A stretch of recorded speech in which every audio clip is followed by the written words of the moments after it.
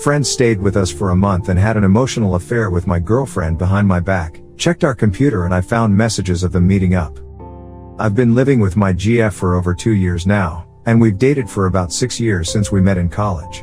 We've both been out of college for a while now, and I was pretty happy with my life overall. Or at least I was until this shit happened and turned everything upside down. Some background: we met at a party in our junior year. Hit it off right away, started dating, and just kinda never stopped. Things were good for the most part. Sure, we had our ups and downs like any couple, but nothing major. After graduation we both found decent jobs in the same city, so we decided to move in together. That was about 2 years ago, and honestly things were going well. We talked about marriage a few times, but never seriously. We had a nice routine going, shared a dog, and I even bought a house about 10 months back that we've been fixing up together. So one of my friends who moved out of the country a few years back announced he was coming back for a visit. I offered for him to stay with us since he didn't have anywhere else to go and hotels here are expensive. My GF has never met Larry, not his real name obviously, but she kind of knew him through me because Larry and I would Skype sometimes and she was often around during those calls. They'd sometimes say hi to each other, nothing major. Larry and I go way back. We met in freshman year of college, had a lot of the same classes, studied together, partied together. We were pretty close until he moved away for work about 3 years ago. We kept in touch but not as much as before. Just the occasional Skype call every couple months, checking in on social media, that sort of thing. Anyway, we were all excited for him to visit. I hadn't seen the guy in forever and thought it would be fun to catch up. I cleared it with my GF first, of course. She seemed totally fine with it and said she was looking forward to meeting him finally. She even cleaned up the guest room specially and bought new sheets for it. I remember thinking how lucky I was to have such a considerate girlfriend. Fast forward, Larry arrives, and everything seems cool at first. He's grateful for the place to stay, we're having a good time showing him around, it's all good. I took a few days off work to hang out with him at first, show him around the city, introduce him to some of our mutual friends who still live nearby. My GF joined us when she could, but she had to work most days. But about 2 to 3 weeks into his stay, he was planning to stay for about a month. I started feeling uncomfortable with the way Larry and my GF would act together. Nothing specific I could point to exactly, just vibes. They'd laugh at inside jokes I wasn't part of. They'd text each other while we were all in the same room. She seemed to light up when he came into the room. There was this one time when we were all watching a movie and they sat on the couch together while I was in the armchair, and I swear they were sitting closer than necessary. Another time I came home from work early and they were in the kitchen cooking together and listening to music, looking way too comfortable. I tried to ignore it at first. Told myself I was being paranoid or whatever. Maybe I was just jealous that they were getting along so well. I should be happy that my GF and my friend like each other, right? But it kept bugging me, so I finally decided to talk to my GF about it. She assured me nothing was going on and that I was imagining things. Said she was just trying to make my friend feel welcome since he was staying with us for so long. I wanted to believe her, so I didn't say anything to Larry. But the weirdness continued. I started noticing more small things. They seemed to have all these little routines together that developed while I was at work. They'd have coffee together in the mornings after I left. They had started watching some TV show together that I wasn't interested in. Once I overheard them talking about me and they got quiet when I walked in the room. Just lots of little stuff that by itself wouldn't mean anything, but all together was making me increasingly uncomfortable in my own house. Eventually Larry's little annoying habits started to really get to me too, leaving dishes in the sink, being loud when I was trying to sleep, using my stuff without asking, small stuff that wouldn't normally bother me but now felt like a huge deal. We'd have these little arguments over nothing. Like I asked him to clean up after himself in the bathroom and he acted like I was being unreasonable. Or he'd finish the beer in the fridge and not replace it. The tension in the house was getting uncomfortable, so I finally asked Larry to move out and find somewhere else to stay. Told him we needed our space back and that having a house guest for this long was straining things between me and my GF. He seemed surprised but agreed, though things were pretty awkward after that. He started looking for an Airbnb or something. My GF was weirdly upset about this and said I was being a bad friend. We had a fight about it where she called me selfish and said I was treating Larry badly for no reason. That really hurt because I felt like she should be on my side. About a week later, Larry left. He's gone back to wherever the hell he lives now, Some European country, I forget which one. I thought that would be the end of it and things would go back to normal between my GF and me. But a few days back I noticed my GF's Facebook had some messages from Larry. We have a shared PC in the living room, and she left it open when she went to take a shower. I wasn't snooping or anything, it was just there on the screen. When I asked my GF about it after her shower, she quickly closed the window and told me it's nothing, just Larry trying to understand why I was bitter at him. This made me suspicious, but I tried to let it go. We went about our lives for the next few days, but things felt off between us. My GF would scold me and call me a miserable person for how I treated Larry.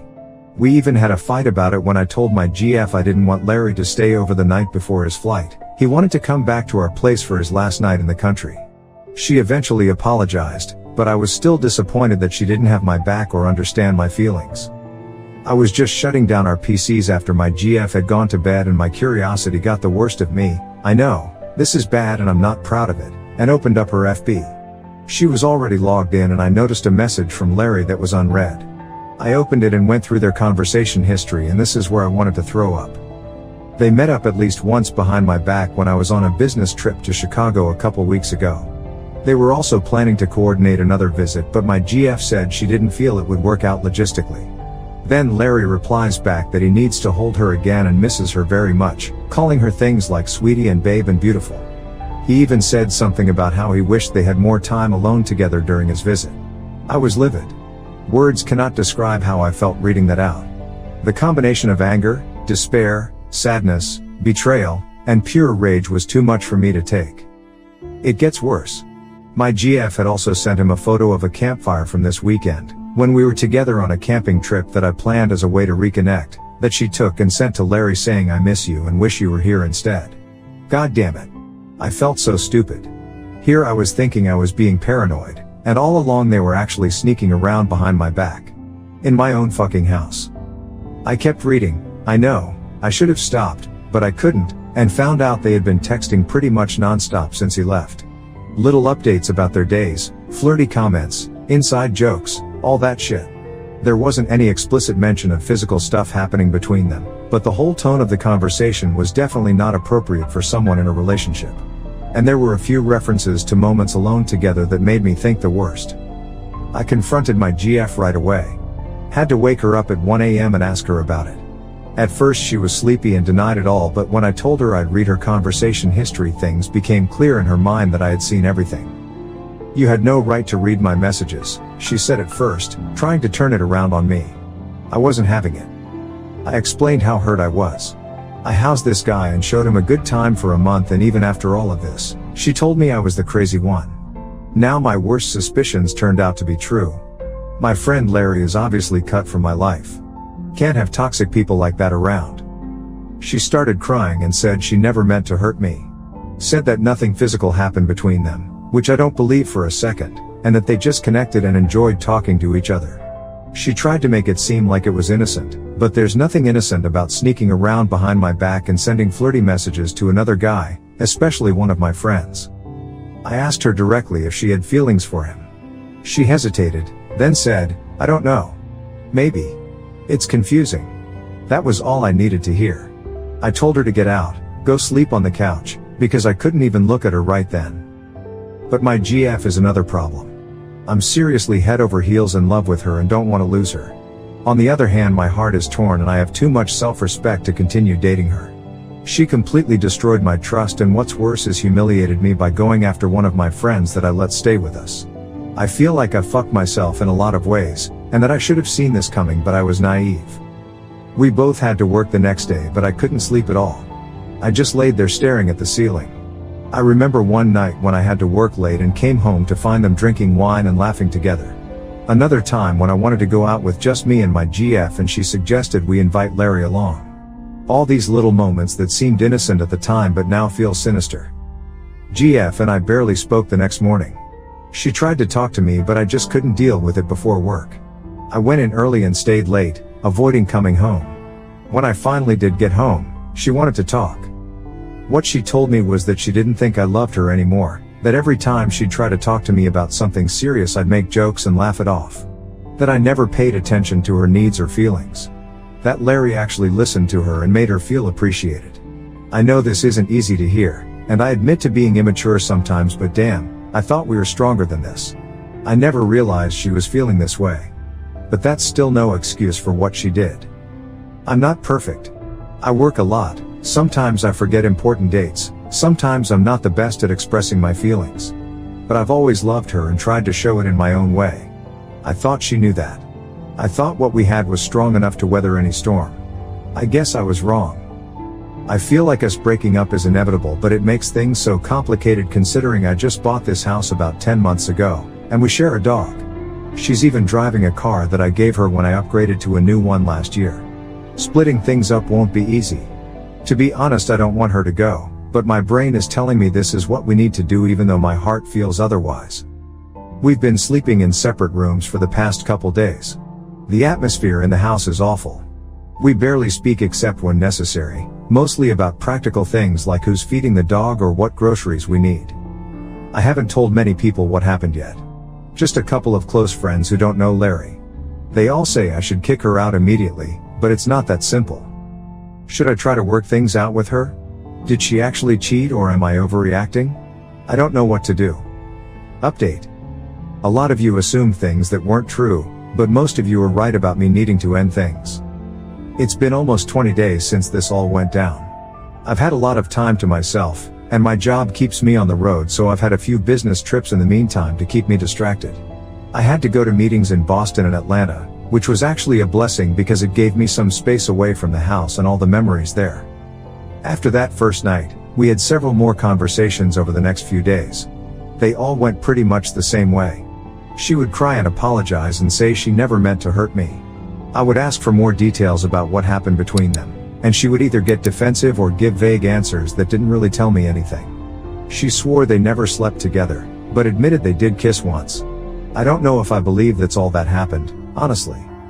I think the worst part was when she tried to blame me for it. Said I was emotionally unavailable and I didn't give her the attention she needed. Said she felt lonely even when I was right there. Maybe there's some truth to that, I don't know. But it doesn't excuse what she did. After about a week of this back and forth, I finally told her it was over for good and she needed to move out. She cried a lot but eventually agreed it was for the best. She's staying with her sister for now until she finds a new place.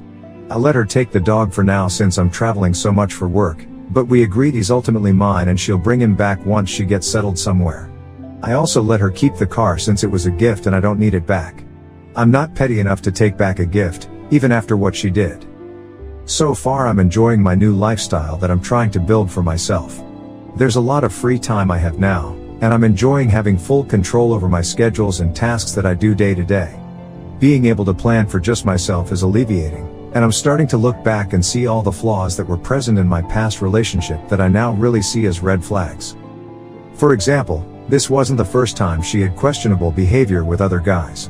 There was this coworker of hers a couple years back who she was always texting and hanging out with. I expressed concern then too, but she made me feel like I was being controlling and jealous. So I backed off. Nothing ever came of it as far as I know, but now I wonder if something did happen and I just never found out. Another red flag was how she would always go through my phone but got super defensive if I ever picked up hers. She knew my passcode but wouldn't tell me hers on principle. I see now how hypocritical that was. Overall, I was pretty unhappy when I was with my ex. I'm recognizing that now. I put up with the unhappiness and kept going because I felt that this is what normal guys do in long-term relationships, the sunken cost theory and all that. Also, I thought she was loyal. So I didn't see any point in breaking things up, which I recognize now as one of my personal faults that I need to fix to consider myself healthy again. There's a lot I'm learning about myself through this process. Like how I tend to ignore problems until they're too big to deal with. Or how I use humor to deflect from serious conversations, just like she said. I'm trying to work on these things, though it's hard to change habits that are so ingrained. I met someone when I was on one of my trips to Atlanta and we had sex in my hotel room. It was one of the worst sexual experiences I've ever had. It was way too early after the breakup, and in my mind I was just thinking I'd be horny and fuck someone else and give myself a break. The second we started to have sex, I felt myself get hit with a tidal wave of emotion. I immediately thought of my ex, since she was the only person I'd had sex with for years. The actions, thrusting, etc., were so connected in my head with being with her, Looking down and realizing I wasn't with her made me sick and very upset. I couldn't finish. I ended up rolling over and trying to hold back my tears. Thankfully, this woman was understanding when I told her I just got out of a relationship, and she decided to leave without any commotion. She was even nice enough to tell me she knows how it feels and that it will get better with time. Definitely not going to call her again. I regret even putting myself in that scenario, but I guess I learned something about myself afterwards. Mainly that I'm not ready to be with anyone else yet, not even for casual sex. My ex didn't really have any of her own friends. This should have been another red flag. She was constantly around my friends, and being honest, I didn't really mind. But now that I see how broken that is for a person to lack any best friend or a group of people they saw before we got together. My friends have always been there for me, even the ones I knew before my ex. Granted, she's now on her own. I have no idea who she's talking to about this whole scenario aside from her immediate family, and I don't really care. Speaking of friends, I've had the talk with a few mutual friends me and Larry had. Everyone is pretty much shocked, but they also told me that they had a feeling something was going on, but Larry would lie to them when they'd ask. A couple of them noticed how my ex would act around Larry during group hangouts and thought it was suspicious, but didn't want to say anything without proof. I wish they had, but I understand why they didn't. Larry has since tried to reach out to some of them to try to rectify the situation, but they've already heard the story from me first, so most of them have cut Larry out of their lives. But to be honest, I'm not very close with these people and don't plan on growing to be more close to them in the future. Larry was the only connection in our relationship, so if they do continue and associate with him, I would definitely not be happy and wouldn't mind cutting off contact with them as well. This actually became an issue with one of our mutual friends. We'll call him John. John's a good guy, we have similar interests, and he was around a lot of the time Larry was. John was over at my house this past weekend since he just picked up his new car near a dealership near my place. He lives like 1.5 hours away. So John and I are shooting the shit, and it's kind of inevitable for us to talk about what happened with me. He did bring up how he talked to Larry and how Larry is still lying to him. This kind of irked me. I told John the first didn't care about Larry, and that if he's going to continue to associate with Larry, then I can't see us continuing to be friends. John was obviously a little upset by this, saying he just can't process what happened and wants to give Larry a chance to explain himself. I told him that's fine, but again, it's like he's condoning these actions, and if he wants to get burned in the future, that's his own decision. I just don't want Larry around me in any shape or form, and if John wants to be around me, he needs to understand that. It's not like Larry broke my car and refuses to pay. The guy stabbed me in the back, and I can't ever forget that, even if in time I find it in myself to forgive Larry, which right now, I can't. Larry is dead to me. We talked only briefly after I kicked my ex out, and it was mostly us cursing at one another. Very childish. Like I said, I knew I wouldn't get any closure out of talking to the guy and hearing him try to explain himself. He tried to say that he never intended for things to go that way, that it just happened. What bullshit. Things like that don't just happen. You make choices. He made the choice to betray me, and now he has to live with the consequences. Larry and my ex are both very broken people. They blame others for their own unhappiness and feel it's justified when their behaviors cause others to become upset. I can see why they were attracted to each other in a way. They both have this victim mentality where nothing is ever their fault. It's always someone else to blame. In this case, that someone else was me. I don't know if they're still in contact. Part of me thinks they probably are, but I'm trying not to obsess over it. What they do now is their business. I just want to move on with my life. Now, as for me, well, my head is a fucking tornado about 12 hours of every day. I've been smoking pot to keep my cool and enjoy video games, but there is a lot of time when I avoid it altogether because I know I feel depressed, and smoking pot will only drive me to be more sad since I'll dwell on my feelings and the past. Moving on is one of the hardest things I've had to do in my whole life. Some days are better than others. I'll have a good day at work, or a fun night playing games with friends online, and I'll think I'm doing okay. Then something will remind me of her and it all comes crashing back. I've heard stories from others saying how they are happy to hear that this happened to me. Why? Well, they've had the same thing happen, except after 30 years of marriage and 3 kids.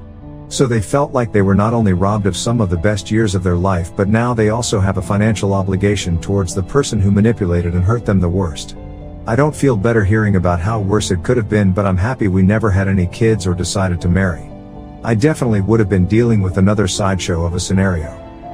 Here's another kicker. My ex's sister, only 2 years older than her, Did the exact same thing at the start of this year to her own husband literally a couple days after we got back from their destination wedding. She met another guy at their wedding and decided this was the guy for her, fucked him, still went through with the wedding, and afterwards when everyone got back she broke it off with her husband. I didn't know the full story, and at the time we just moved into our new home, so I invited her to stay with us until she got back on her feet. When she started seeing this new guy, I was really uneasy about it. This was also complicated because she was living here, and didn't seem to have any plans to move out. I had to coach her sister on how to get a loan for a down payment, how to talk to landlords, etc. A very immature family. This should have been another huge red flag, but I ignored it and had to deal with the consequences of it. My parents have been great too. They were never crazy about my ex. Turns out parents sometimes do know best, but they've been careful not to say I told you so. My dad helped me move some of her bigger stuff to her sister's place, and my mom has been sending me home-cooked meals that I can freeze and reheat.